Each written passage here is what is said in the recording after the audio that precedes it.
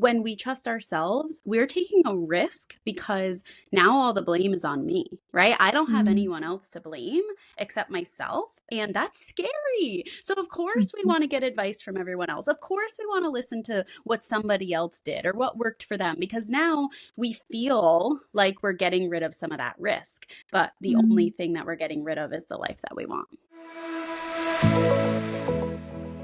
Welcome to You Can Trust Yourself with Meg and Maggie. Nothing feels as good as listening to your own voice, and each week we have conversations to help you do just that. Get comfy, grab your favorite fun drink, and let's dive into this week's episode. Hi, everyone. Welcome back to another episode. You Can Trust Yourself with Meg and Maggie. We are so excited about today's episode, and I know we say that every week because we are excited, right? Why would we be doing something that we're not excited about? However, this week in particular, we are going deep on our needs and why self-trust is so incredibly important in our lives and why it is truly the foundation that everything else can rest upon. So, we are giving a full episode dedication to our mission. And for those of you who are here with us, if you're looking for advice, this one's for you because that is something that we are very passionate about and we can't wait to break down like what exactly that means. But hi, Maggie. Hi.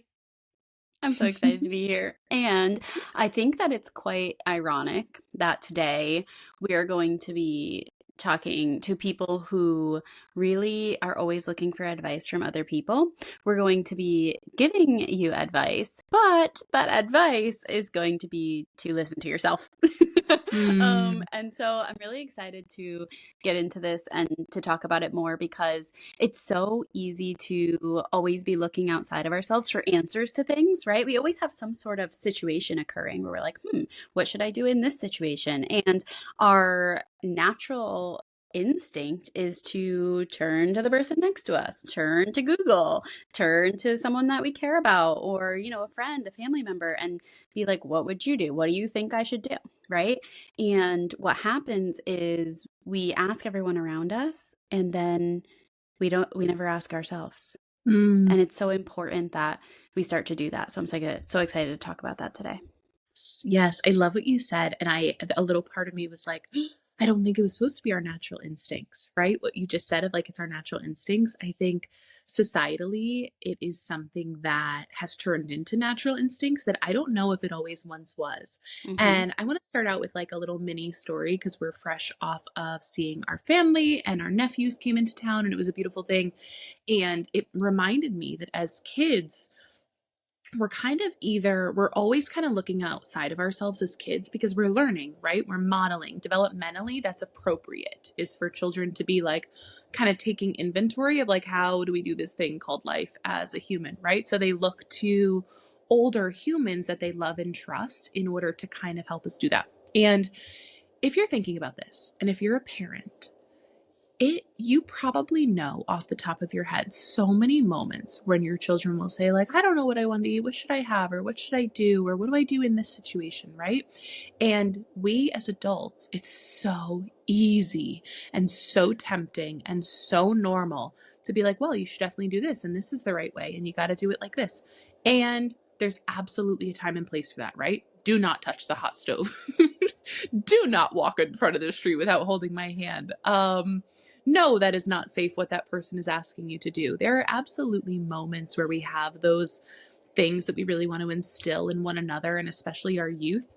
And in the moments when they have the ability to really learn something for themselves, it's one of my absolute favorite things to witness of, if a child is hungry and, oh, what do you want to eat? Well, sit with yourself for a second. Does something crunchy sound good? Does something salty sound good? Do you want something a little bit sweeter? Those questions can be really beautiful. And I share that story with you of us as adults, even though we're adults, we're not so different primally, okay? We're still just like our little kids are still in us and we still want to make decisions and be able to trust ourselves to do that. So I just wanted to start with that little story of being able to remember that that curious part of us is still with us. And I think that's why we look for advice so often is that we're still trying to learn hi, I'm doing this thing called life, and how do I do this as a human being? Therefore, let me ask those around me, or let me ask X, insert whatever it may be, about this. It kind of gets to the point where I don't know if you've had this experience, but I definitely have, where, something is occurring and you're like, crap, I'm an adult now. Like, I'm actually the adult. I have to make this decision by myself. Like, what? I Oh, can't. And too that many is times. it's really uncomfortable, right? It's really uncomfortable when, like you're saying, we're so used to looking to other people and wanting to model them that eventually you get to a place where either you realize that, all right, I'm on my own, like, and, we're probably not fully on our own, but we have to start making decisions for ourselves, and that's really hard. Or we get to a place where we realize that the advice that we're getting from other people is not in alignment with what we want for our life, right? And I think that is kind of the thing that we want to talk about today is like, how do we differentiate and process the information that other people are giving us, right? Everyone's just giving you their opinion based off of their life story. And what do we need to do in order to take what works for us and leave the rest, right? Like, how does that actually happen? And we want to talk about, our experience of our first opportunity of learning that there's a different way to approach these type of situations than always looking outside of ourselves, right? And I want to give a little prompt here because it's easy to think that asking for advice and getting everyone else's opinions is an important process in taking action. And in reality, when we are constantly asking other people their opinion or we're looking outside of ourselves for an answer, we're really just delaying ourselves and giving our power away, right? Mm, If we're not taking action, or getting clear within ourselves of what that action should be, we're kind of wasting our time, right? And mm, that is, it sounds a little bit harsh, but it's actually the truth, right? We're just procrastinating, right? We're getting mm. everyone else's opinion. If we're not doing anything with that information and deciding which parts of it are good for us and which parts are not, then what are we doing? Mm, I love that part of it that you brought up, Maggie, of like that is the dangerous side of if you're always looking for advice, right? And I mean on so many different facets. If we're constantly seeking outside of ourselves, you're so right. It can feel like we are just like on this never ending carousel ride that's like, boom, on to the next person to get their thoughts. And the hard part about it that I'm going to be very like realistic and transparent on, and one that I have to constantly assess for my own self, is there's so many pieces of advice or consultation or mentorship that are beautiful, right? I have to do that from a therapeutic perspective. Like as a clinician, I have to have supervision. I have Mhm. to have a person who I can go to for guidance and some wisdom and more knowledge than I have. And I know about you, Maggie, you are frequently in, masterminds and in partnerships with mentors who can provide you more guidance on something of where you're trying to go. Mhm. And so I don't think any of our trustees listening, I don't think any of you listening are like, oh, okay, advice is bad. Of course, like you don't hear it landing like that. But I wanted to make sure to reiterate of there is nothing wrong with advice except when we are fully reliant on it for our decisions, Yes. right? So we're going to talk to kind of get us going in this episode and really bring some perspective. We're going to share a little bit with you of what kind of made us come to the decision that this is a need that we have, is to foster some sort of self-trust because we are scouring every which way for guidance and we're ending up at the wrong place.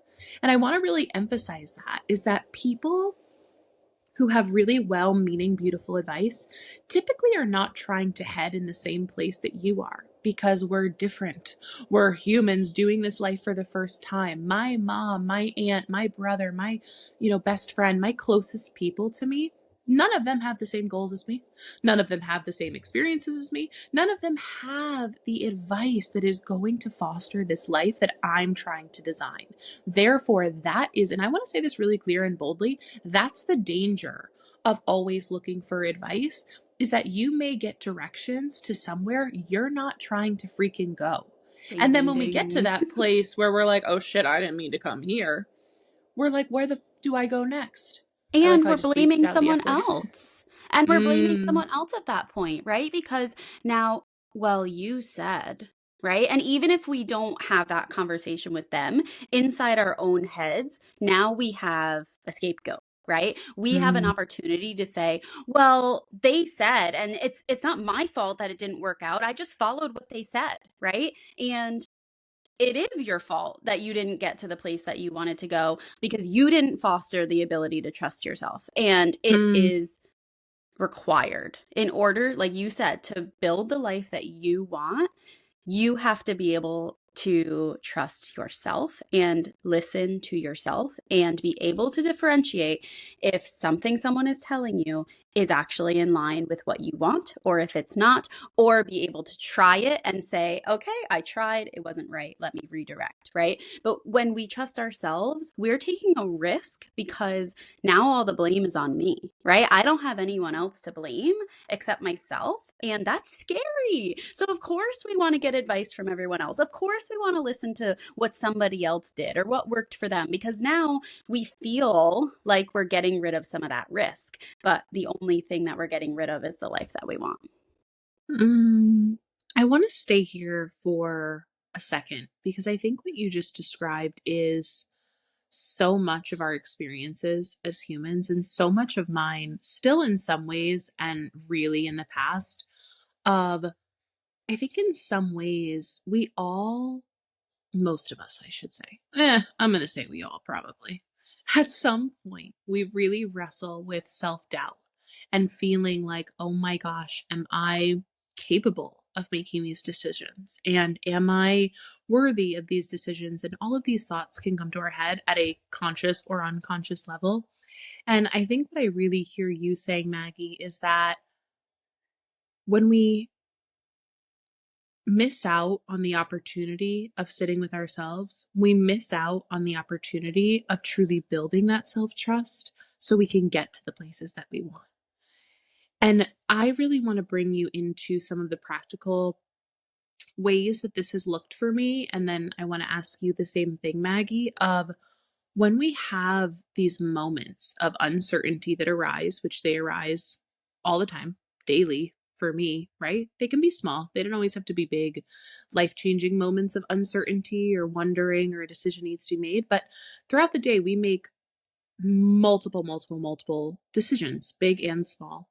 Um, and that is something that I don't have time to constantly ask for advice anymore for something that I'm doing. But let me tell you what, Meg, as a kid and as a teenager, I was advice queen. Everybody tell me what you think. Let's think about this. I remember even being in high school, I would go to different teachers and I would be like, what do you think about this? And then what do you think about this? And then I'd go to the guidance counselor. What do you think about this? And then I'd call, so and so. And then I'd ask my friend. And I have no regrets about any of that, right? I was curious and I also liked teamwork, right? So I liked getting input. So again, what we're saying here, there's nothing wrong with some input, some advice, except if I would have gone with anybody's advice solely, I wouldn't have gotten the outcome that I desired. I had to be able to go to my trusted people. And most of the time at that age, I didn't have a sense of self trust, or enough of it at least. Therefore, I would do what I thought the quote unquote smartest or best person would have done. And I did exactly as they told me to. And sometimes it worked out perfectly fine. And other times I was like, what the heck? Like, this is not what I wanted. And I've shared this story before, but a really, good example of this, just briefly, is when I was making the decision of like, okay, I'm graduating from college and I need to decide what master's I'm going into and where I'm going next, or if I should take some time off. And most of the people around me, my close inner circle, said, go into grad school. Just go for it. Just go straight in. You won't go back. It's really important to just go for it. And I ended up dropping out of that master's 3 years in because I finally came to a place of being like, I don't want to do this. This is not my path. This is not my living.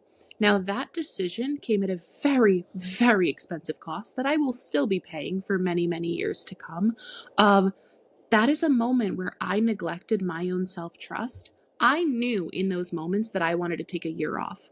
I wanted some time and space to think on it. But I leaned in and listened to people who I trusted and adored, and they had good intentions, right? And it was not for me. Therefore, I was almost done with a master's that I ended up not completing, right? That is the cost that can happen when those big decisions come. When we marry the person that everybody's saying is great, but we know there's this little part of us that doesn't want to. Or we end up, taking the job in the city that nobody wanted us to take. Whatever it may be. When those big decisions come, if we're not practicing it with small decisions, those big decisions can lead us in directions that are not meant for us. Yep. I have a very similar school experience, actually. It was not directly after my undergrad. It was about a year and a half later, but I was in a transition where I left a job where I was being very undervalued, and I did not know what to do next. And the seemingly logical, which I don't know why it seemed logical at the time. Again, I think it was just input from other people and conditioning, right? How you mentioned in the beginning, I said our natural instinct, those are really learned instincts, right? They're learned based off of what people around us do. I went back to school for a master's, and I moved all the way to Tampa, and I was going to school for exercise and nutrition science. And the whole time, even I think I've talked about this on the show before, but it was probably a long time ago, cause my husband and I were driving down together, right? And so we were in Georgia for the second night. We stayed over once with my sister in Maryland, and then we got an Airbnb in Georgia on the way down. And I was getting ready for bed, and I bawled my eyes out. I was like, I don't want to go. And at that time, and this is no blame to my husband whatsoever, we were not even engaged at that point, and he had incredibly good intentions. And he was like, Maggie, you already signed up, this is going to be great, like you're going to go, and I was like, yeah, you're right, like we're going to go, I'm going to do it. But I knew in that moment that I didn't want to do it. And I knew in all these moments leading up to it that I didn't want to do it. And I didn't listen to that, right? It's like screaming at me inside my body. And I didn't listen because I and outside influence and decisions I had already made had led me to this place of being like, well, I already committed, so I better follow through. And I committed based off of information I received from other people, not for myself, right? And 6 weeks later, I dropped out and drove home. And again, that was an expensive not listening to myself. It was expensive, and I paid for it for a while. And leaving was the best decision that I made because it wasn't what I wanted to do. And only if I just listened a little bit earlier, but hey, if I did, we might not be here right now. So I'm so happy that you shared that. And I'm happy I shared mine too, because I hope they highlight for you listening that it is never too late to start the journey of beginning to trust yourself, right? It is one of those things that we get the choice every single day to start working towards and practicing. And what we shared is what can happen of the cost, right? The cost associated with always seeking advice and not trusting ourselves can be really heavy. It can end up leading us down a road of, I'm just going to be super honest of what some people can say. And it breaks my heart to think about, but like people who may have entered into relationships or marriages or had children or didn't have children or went for a certain job or moved to a certain place or continue to live in a certain place, even though they know their heart is somewhere else, right? Based on conditioning of seeking outside of themselves. And the danger of that is that we have this quiet, not always quiet, but quiet desperation inside of ourselves of, I know I'm supposed to be doing something else, but I just can't get there. And for those of you, I want to speak to those of you listening right now directly who are feeling this of, if you are in this place of feeling like, I know that I want to be doing X, or I want to be going towards Y, or I want this, or the life that I desire looks different than the one I'm living, You need to nurture your ability to trust yourself, because that trust builds over time. And I'm going to take this a little broadly quick for a second, Maggie, if it's okay. We always think of trust in terms of relationships, specifically romantic ones. That's usually where we always hear trust. And most people will always say, like, trust is the foundation. You can't have the relationship without trust, and da da da. And I think a reason why a lot of people say that, rightfully so, is that we want to be able to trust that the person we are with, we can trust them with things, right? We can trust them with our safety. We can trust that they are not going to intentionally harm us. We can trust that they have our back. We can trust that they will make decisions that, do not harm either one of us. We trust them with finances a lot of times, or the livelihood of our home in a shared way, or whatever it may be. We trust them with children, or, you know, big, little decisions. There is so much trust that can go into romantic relationship. And when we think about that for ourselves, why the heck do ourselves not deserve that same level of trust? Right? Trusting ourselves to be able to make those decisions, or trust ourselves with our wellness and to make the best decisions for us, or to trust ourselves with our finances or our children, whatever it may be, that the more increase, how do I say this? The stronger our self-trust is, I believe, the increased satisfaction in other relationships, because the foundation is strong within ourselves. Therefore, the power that can come when we cultivate that with a community or a partner or relationships or family can be so much more freeing. And if it's okay with you, Maggie, let's transition a little bit into our little excerpt at some point. It doesn't have to be right now, but there's something that I want to read to you all that was very, very pivotal for me. But I want you to have a second to respond first, Maggie. Well, I wanted to lead into that too. And what I wanted to ask you was about the moment you talked about leaving your master's, right? And almost finishing the program and then deciding to leave. And you had mentioned to me before, and something that we want to share, you read in a book a chapter that completely changed your perspective on how to make decisions. And I am really excited for you to read that. So Meg's going to read a chapter from the book called Untamed by Glennon Doyle. And I know we've talked about this before, but this book was really pivotal for her. And I also have read this book and would highly recommend it.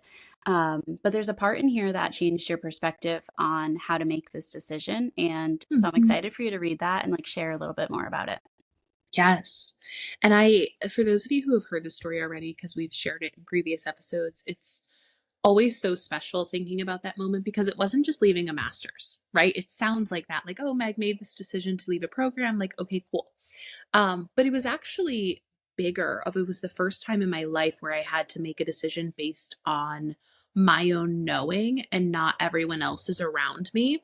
And that was a very, very pivotal moment for me, and one that was very new in a lot of ways. And the interesting part, Maggie, and the special part that probably can still bring tears to my eyes no matter how many times I share it, is that Maggie was a big part of that day. Maggie was a huge part of that decision leading up to that. And it's because Maggie was the only person of the ones that I know and love who did not give me her opinion.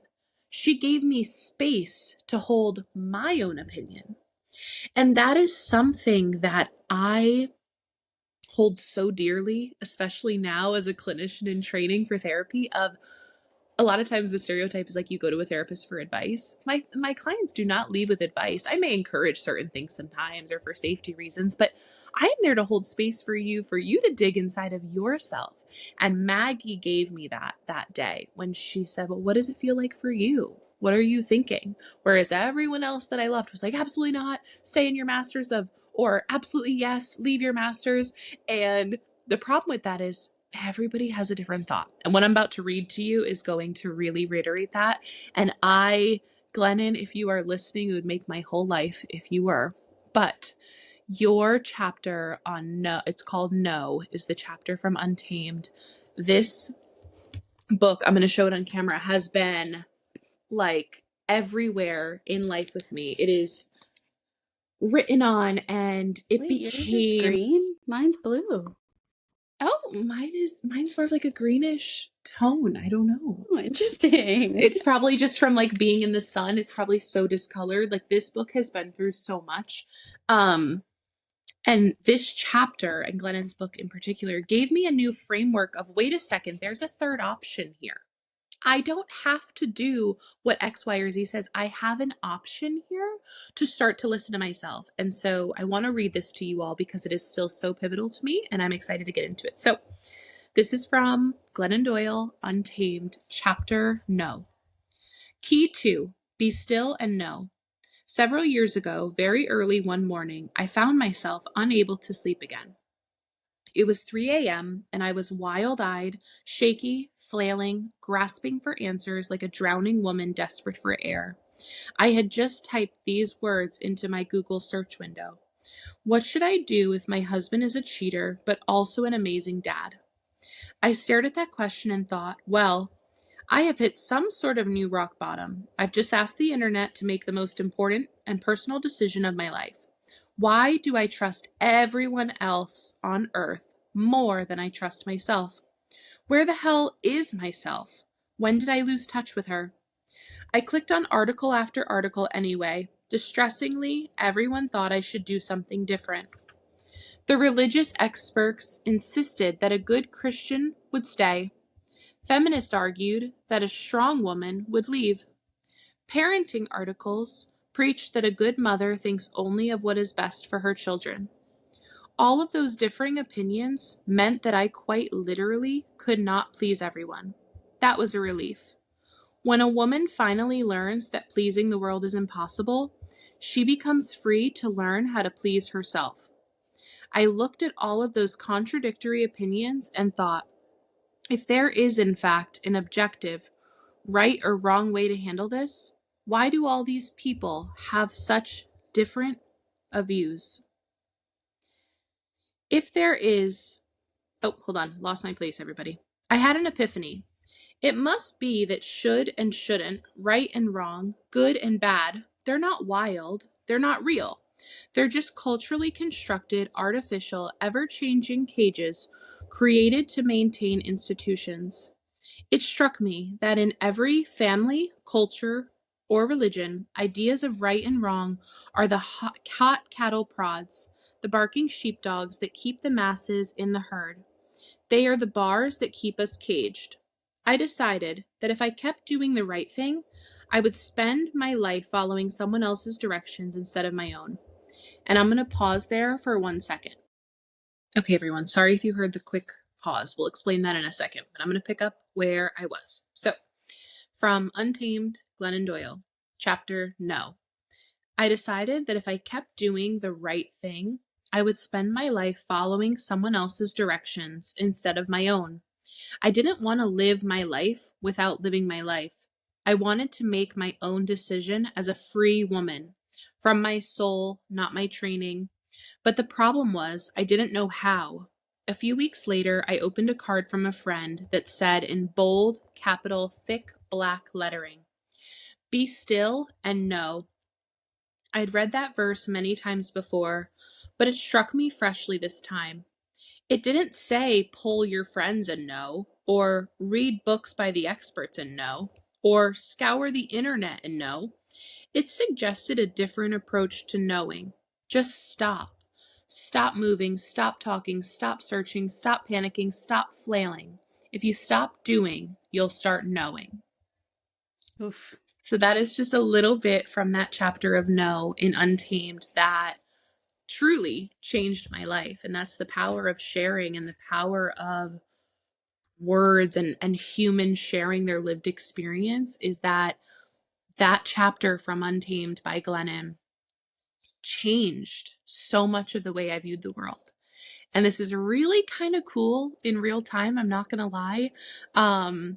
We just had to pause recording for a second. I was reading the book and all of a sudden my vision got really weird and blurry and something was going on there for a second.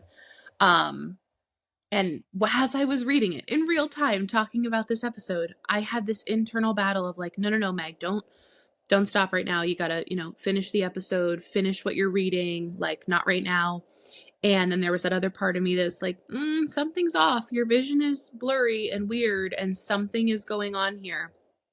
And in that moment, I had to decide I can either push through and this could lead to who knows what, right? Maybe nothing, maybe something when something's physically going on with you. And if I didn't have the self-trust to say, Maggie, I need a minute, let's pause, even though it could quote unquote inconvenience her, right? Which I know Maggie well enough that she would never view that as an inconvenience, but to some they may. And you may be feeling that of like, I don't want to inconvenience people. Having the self-trust, though, to give ourselves what we need moment by moment is everything. And I want to share one last quick thing about that. In the past, if I had something health-related going on, that would have sent me into a full-blown panic attack, spiral, call 911, forget about it, not getting back on this podcast type of day. And it feels in real time really proud to say that because of the trust that I've built, I trust that, okay, if something really is going on with me, I'll know. And if I have to call 911 or I have to call a loved one or I have to do whatever, I'll do it. But I don't have to flail and distress and freak out as much because I trust myself that when I need to do something, I'll take action. And that is a very special feeling. So I don't expect you to hear that story and be like, okay, cool, I'm going to know how to do that now. That's just a little bit of a powerful piece of when we continuously practice and nurture this ability to trust ourselves. That's the beauty that can come from it, is a little bit more peace and knowing that we will be there for ourselves when we need to be there for ourselves. I also want to acknowledge you because this was such a new way of operating for you that I know that you've been working so hard on, but these aren't things that usually you get to see, and so to be here with you in that moment just it made me so happy for you because it's very liberating, right? To be able to know that I got this, right? I'm like, oh, she's got this, and I'm thinking in my head, like, maybe we'll record later or tomorrow or whatever. And you were like, okay, I think I can jump back on now. And I'm like, all right, let's go.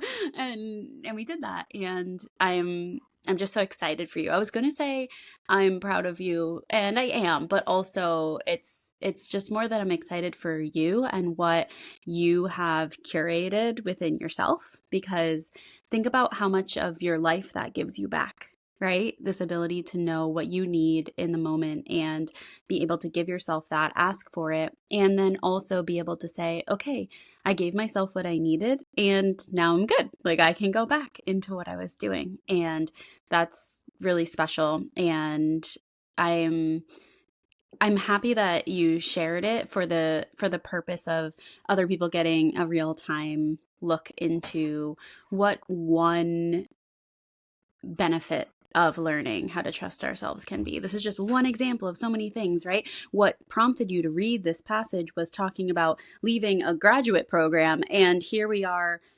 using this same idea in something completely different, like a completely different area of life. And it really carries over into everything when you can build this skill, and it's so valuable. So thank you for sharing that with everyone.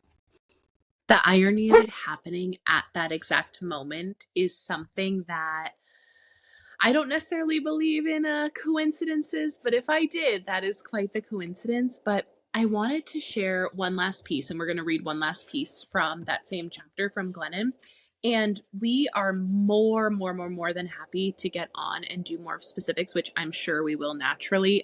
Okay, we know now, right, especially from this episode, there's a need here. There's a need for self-trust. We have identified a need within ourselves that if you're looking for advice, this one's for you, because that constant seeking is so real. And even in that moment, this very mini crisis, oh shit, what's going on with Meg health-wise, I felt that instinct to be like, oh shit, okay, Google it. What does it mean if vision changes? Okay, should I call 911? Do I need help? That's me seeking external validation. And please hear me correctly. If you are having medical things going on, there is nothing wrong with seeking help. And who knows, we may find out that I get some later if my vision still feels funky, right? And for me, I know myself enough to know that when something is going on that's a little health related, I can go very, very anxious, right? So this is my knowing, not anyone else's. And this is why it's so important, because for one person who Googles vision changes, right, in a moment, for one person, for me, I know that most times that's really anxiety related of like, okay, something is going on, but let me look into it. Whereas for somebody else, it may mean that they need X. And that's another reason why self-trust is so important, is that we all have such different needs. So I want to do untamed justice in this chapter of no. So Glennon has a little tiny excerpt here on how to know. And I want to read that to you all to close out my portion of this special episode. So it says, how to know. Moment of uncertainty arises, aka just now. That's my little answer. Breathe. Turn inward. Sink. Feel around for the knowing. Do the next thing it nudges you towards. Let it stand. Don't explain. Repeat forever. For the rest of your life, continue to shorten the gap between the knowing and the doing. That is exactly what Maggie and I just did here. In this moment, uncertainty arose. Meg's having weird vision problems, right? During the podcast recording. Breathe. I turned inward. We got off here. Maggie gave me a call. I laid on the bed. I put something over my eyes.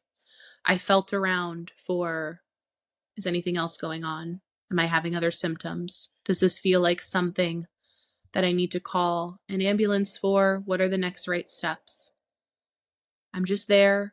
She's just there with me.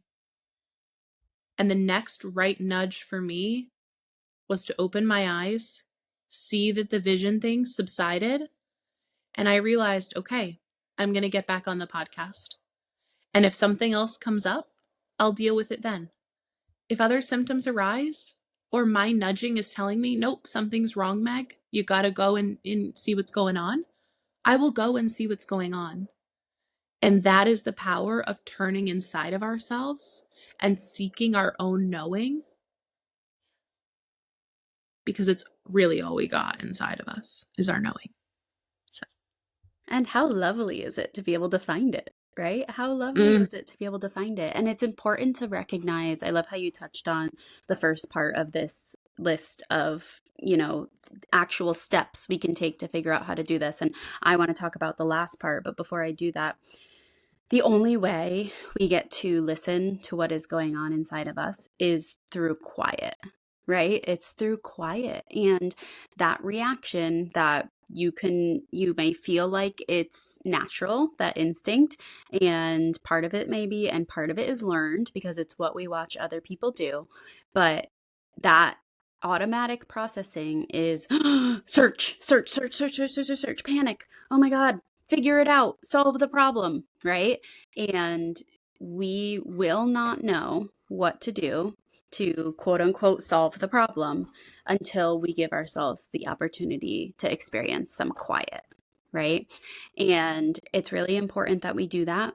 And it's really uncomfortable to do that. It is very, very uncomfortable when we are constantly used to searching outside of ourselves. So I don't want to give you this list to be like, okay, go do that. You're going to be an expert immediately, because you're not going to feel like an expert. You're going to be like, this is the hardest thing I have ever done. I cannot believe that you're just saying, oh, so you're just going to be quiet and all of a sudden you're going to know and then you're going to be able to do it.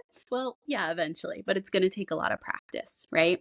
And that's why I want to touch on the last part where she says, for the rest of your life, continue to shorten the gap between the knowing and the doing.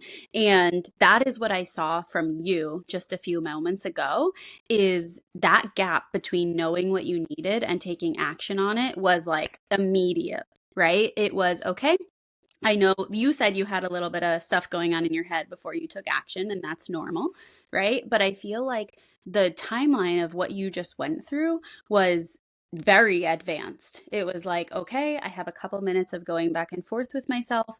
I know what I need. I'm going to ask for it. I'm going to take action. I'm going to give myself the stillness. And then on the other end, when you came out of it, it was just as quick. Right? It was, okay, I know I'm good. And now I'm going to take action, getting back into what I was doing. And that's really freaking hard. Like that takes a lot of practice to be able to do that. And when it was years ago in your master's program that you left, it wasn't that quick. Right? It took more time between the knowing and the doing. And our goal is to shorten that gap, right? It's to shorten that gap between when I know something and when I take action on it. And tying it all back to the beginning, when we continuously ask other people for advice, all we're doing is lengthening that gap, because chances are you already know what it is that you need to do and you're procrastinating on taking action. And so what I want to encourage you here today is to just move a little bit closer to taking action a little bit more quickly every time. And eventually it's not going to feel as overwhelming, and it's going to feel a lot easier to listen to yourself. Amen, Maggie.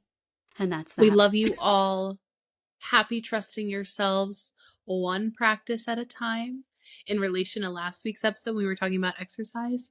If I constantly compared myself to, oh, well, I can't do that exercise or I can't do this, then I would never even be able to start to get there.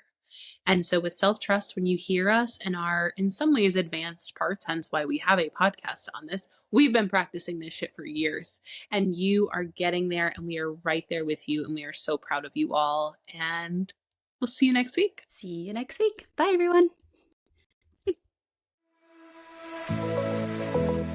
Thank you for joining us on another episode of You Can Trust Yourself with Meg and Maggie. Our mission is to leave you with encouragement and tools to nurture your ability to trust yourself. If you found this episode valuable, don't forget to subscribe and please share it with a friend. Then take a moment to leave us a 5-star rating and review. Your support helps our show grow, and for that, we are extremely grateful. Follow us on Instagram, TikTok, Facebook, and don't forget to subscribe to our YouTube channel where you can watch the episodes.